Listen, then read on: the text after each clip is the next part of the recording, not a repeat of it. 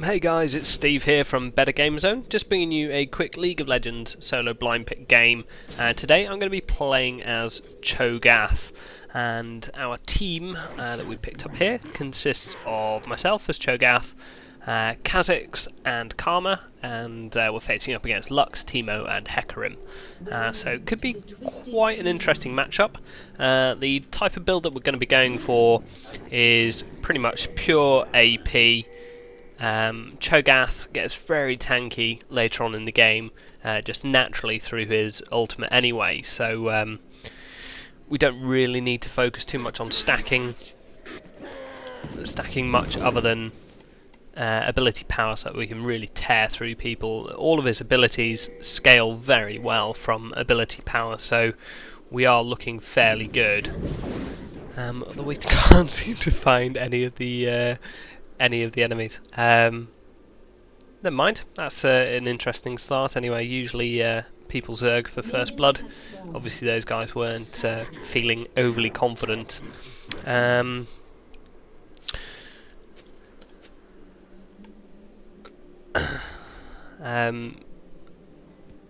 I'll take top. That'll be nicer. A rundown of his abilities: he restores 20 health and 3.5 mana per kill, per minion kill, and yeah, so that's going to make his actual laning phase very, very nice, even though there's not really a huge amount of laning phase per se. On 3v3 it does get very messy very quickly, 9 times out of 10. It's a very good sustain, as we do typically have mana issues very early on in the game. These guys are really not confident at all to push. I can still see Lux up the top, so it's not like they're trying to bait us in for anything. So obviously they're just not overly confident in taking it out. I mean, they have got Teemo, and he's typically quite a nasty little champion really to face off against this early on. At level 1 his poisons, if he's gone for AP Teemo, which it looks like he is, his poisons can be really nasty. We picked up our Q ability, which is Rupture. It's a targeted knock-up effect spell that does a nice bit of damage, scales well off of ability power, as do most of Cho'Gath's abilities. And slows enemies as well, which is really nice. If you land that, it can do a significant amount of damage towards the later end of the game. And it's not too difficult to land. I was primarily aiming for the minions there anyway, and usually when aiming, Rupture will go for... We'll try and cover them roughly.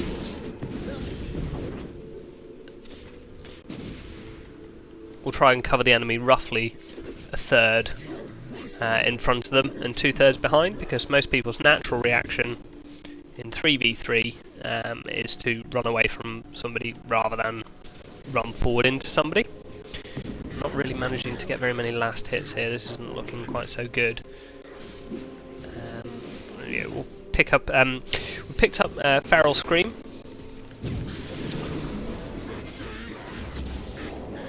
Feral Scream is quite a nice little ability. It silences people. Knock up Hecarim there. Ah, nice. Very nice indeed. Very nice indeed. We cleared off the whole team. And that slow there that you saw there from the Rupture, it's incredibly powerful. A really good helpful ability for the team as well. Especially with somebody ranged like Karma, who can really take advantage of an enemy being slowed, especially when running. So nice bit of damage coming out there, and early ace, which really set us up nicely for the rest of the game. In terms of our E ability, which we haven't covered off yet, Vorpal Spikes, adds an area of effect damage to our auto attacks.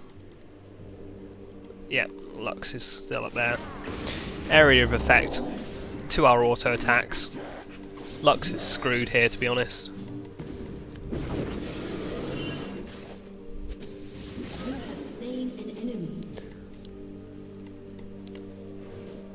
Obviously her team didn't SS for her quite as readily as they probably should have. So yeah, Vorpal spikes, when you hit an enemy, it will cause AoE damage behind them, which is quite nice. Especially in laning, as you can hit champions behind mobs early on. Especially if you're against somebody squishy in lane, you can get some nice little bits of damage going on there as well. And our ultimate ability, which we'll see in not too long, is Feast. It allows Cho'Gath to grow in size up to 6 times. When he does grow, he gains additional health, additional attack range, and becomes incredibly tanky. Whoops, I don't know how what I actually did there. Just a bit of a warning for Kha'Zix, as we did see pretty much everybody running up for him then. Got Teemo, still got Lux. I think Lux is probably in here if she hasn't moved on already. She's moved on already. Oh, she's down here. That was silly. See if we can get a kill on Lux. Should do. Yeah, easy kill. Need to drop back a little bit though. Don't want to get caught overextended too much. So we just picked up our ultimate ability here. Feast, and this is really what sets Cho'Gath apart from a lot of other kind of melee AP style champions, in that he really gets tanky very quickly, just off of the back of even just leveling ability power, rather than needing to boost any health or anything like that. Although health boosts will help significantly as well. We haven't actually picked up any items yet. We've been on a bit of a roll, actually, so we'll head back and we'll pick up some items. What we're going to go for first of all, given the squishy nature of the opposing team, is just go straight for Rod of Ages. So we'll pick up the Catalyst Protector and the Blasting Wand.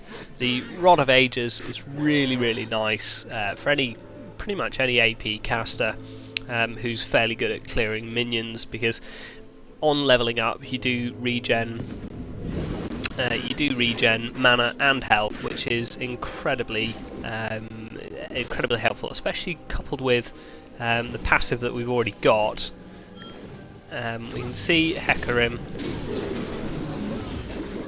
overextended there, and while I didn't kill him with the Feast, you saw just the amount of damage that comes off of that. One of the main things to look out for with Feast is its true damage potential is just insane. Teemo's down again. I don't think this team really have much of a chance. I mean, usually Teemo's quite not that I like admitting it, he can be quite a daunting champion to face up against, because if he gets an early lead, his poisons just tear through anybody who's not a tank, and even tanks take a considerable amount of damage. In terms of jungle mobs, with Rupture and Feral Scream, given the fact that we're levelling up pretty much pure AP, is incredibly easy to clear off jungle mobs, and we don't really have any issues with health regen or anything like that. See Teemo on his own down the bottom here. Lux was up the top, but I think Kha'Zix scared her off.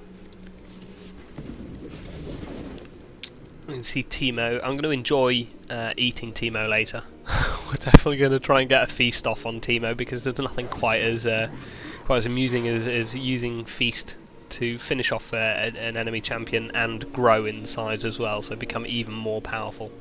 The only downside really to this ultimate is that if you die, it does set you back considerably, because you do lose a huge chunk of survivability, so you don't really want to lose that too early on, because it'll take between 5 and 6 minutes if you lose all your stacks from dying a couple of times to actually regain all of your survivability again.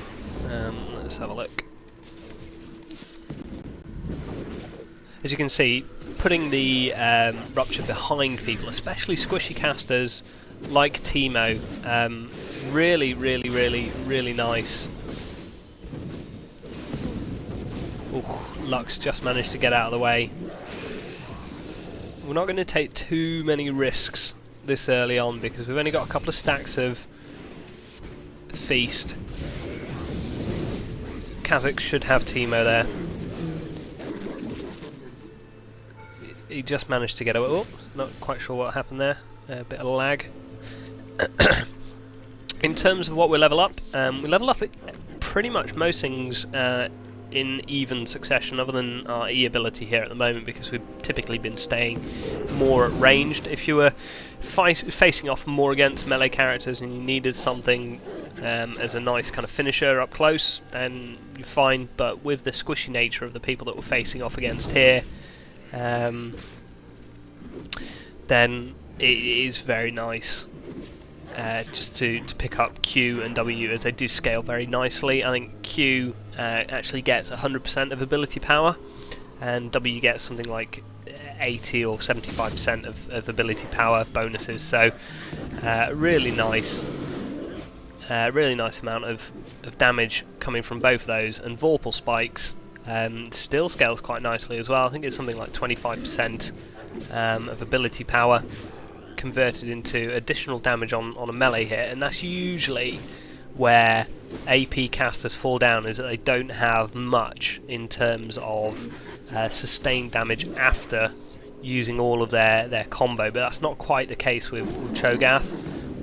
With Vorpal spikes, he can still do some nice damage up close in melee. So it is quite nice. And with the increased attack range that we gain from Feast, you should never really have many issues getting up close and personal with somebody like Teemo or anything like that. Use Rupture, Feral Scream, you'll silence them, you'll slow them, and it's pretty much game over from that point if you've got nice amounts of damage output. As you can see, we've got 1,970 hit points, which compared to other people, we're getting, you know, we've got a nice amount of hit points. Kha'Zix is on a rampage. Every time you level up Feast, you grow in size again. So when you got full ranked Feast at level 16 and you've got all 6 stacks, you do take up a huge amount of space. And in a team where we don't necessarily have a designated tank here, me being the focus of attention, being the highest hit point person on the team, can be quite nice as well, as long as you can manage your survivability. Whoops, looks like one of their teams, I don't know whether they've just... See if we can eat Teemo. There we go. So we're not quite at full stacks yet. We prematurely used Feast there, really. We should have left that for a little bit longer before using it, but I just wanted to really drill home some damage on Teemo very quickly, because if you do let him focus some darts on you, regardless of how much health you've got, you're going to take some damage. Not quite sure what Lux is doing, so we'll drop a recall back and we'll grab a free kill on Lux.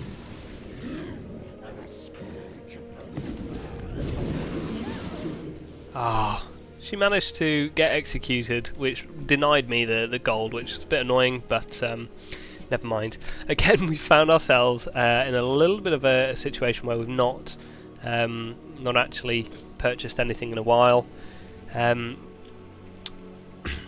We picked up Woogle's Witch Cap there, almost accidentally. I think we should have really gone for the Rod of Ages first, but at this stage in the game, with the fact that one of their teams quit, it's not really going to be a challenge anymore anyway, so we should just finish off the game pretty quickly.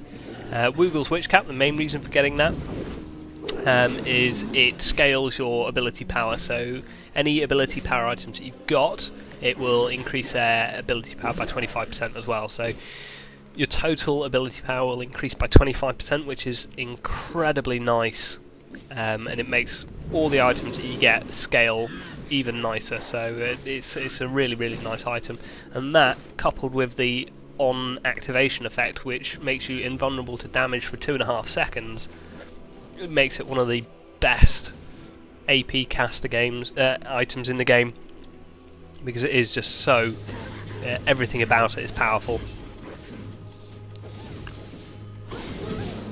Lux has absolutely no chance.